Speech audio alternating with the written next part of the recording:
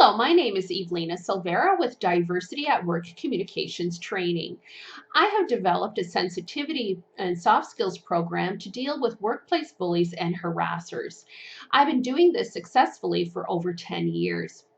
Workplace bullying and harassment can shatter people's self-esteem, health, and sometimes end in suicide. I've had several experiences with bullies and harassment before I started my own business on a personal level. So I know how devastating it can be. That is why I started this service. Today, I want to share with you 3 tips for dealing with bullies. In most cases, these suggestions can help you to gain points with your bully, maintain your dignity and your self-esteem.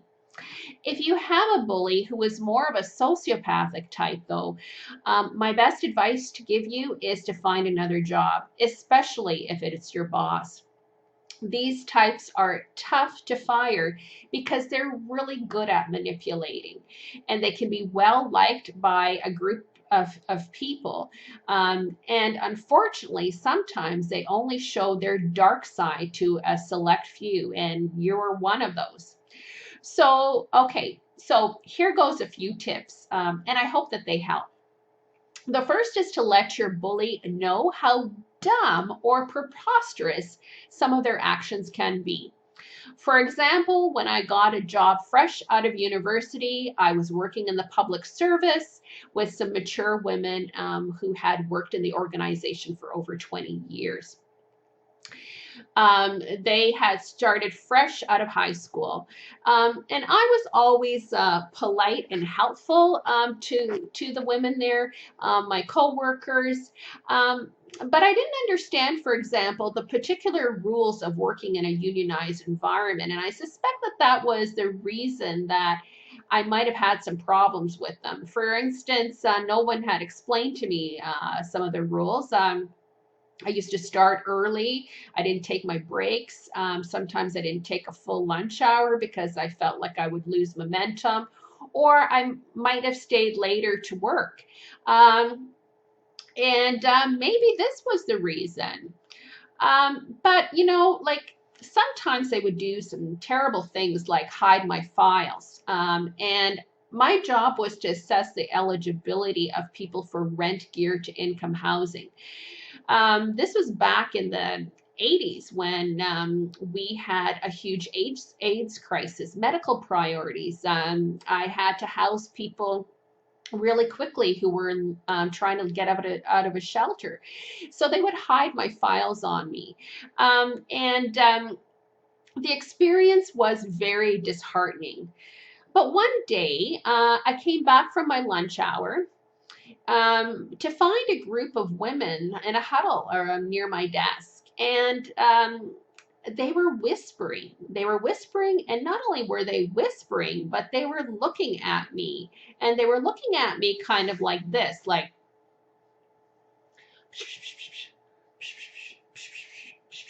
if you can imagine that feeling. So my sense of humor got the best of me that day, thank goodness. And I was thinking, don't these women see how ridiculous they look? So I turned to them and said, what are you whispering about that you don't want me to know? Well, their faces turned red, and the group dispersed immediately.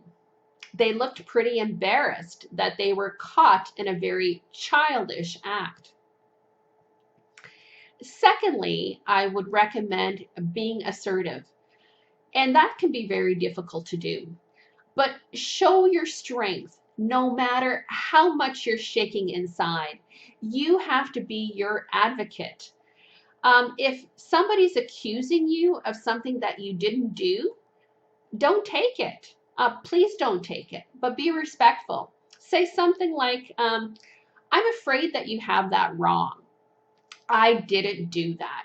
I'm afraid I didn't say that. I remember my boss telling me that she thought I wanted her to wanted her job. And that was that was ridiculous. There was no way that I wanted her job. I was on a contract for a short period of time to learn some extra skills, and I was going to be gone in a few months. So I turned to her, and at this point, I was a mature worker at this point, so I had developed quite a bit of assertive skills. Um, and I said to her, I honestly don't want your job. I have no desire to have it.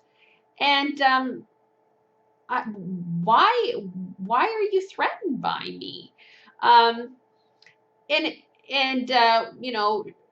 she used the word intimidate. Some people feel intimidated by you, but she was actually, I believe, talking about herself. And so I said, it's your choice, or their choice in this case, to be intimidated, because there is nothing I can do about that. Um, and you know what?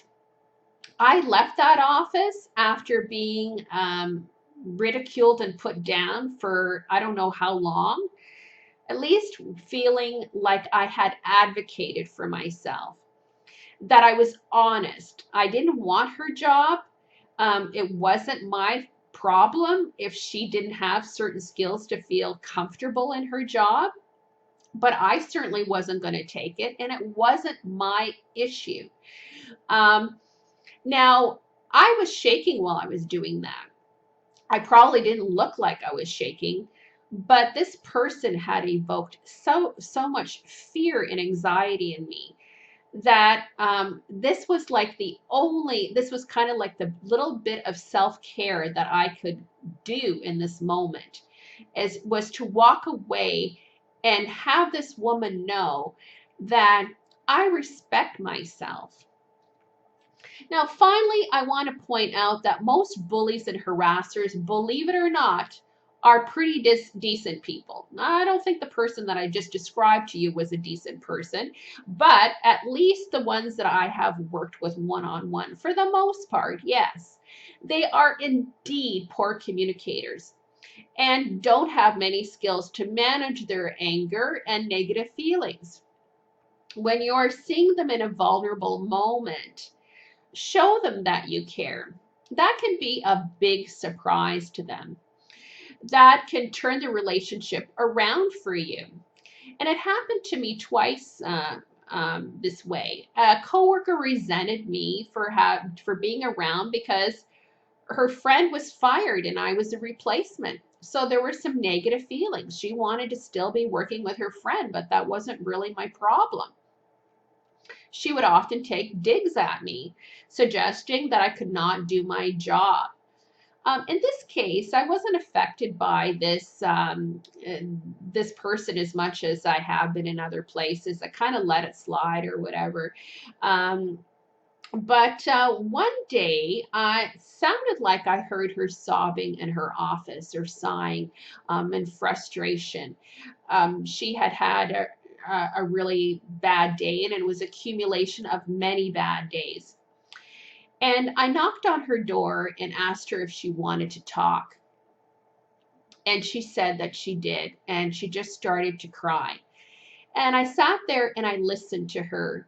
And believe it or not, the power of listening is amazing, because we started to realize that we had a lot in common, and that we were actually allies to of each other in the workplace. So bullies don't always expect you to stick up to them.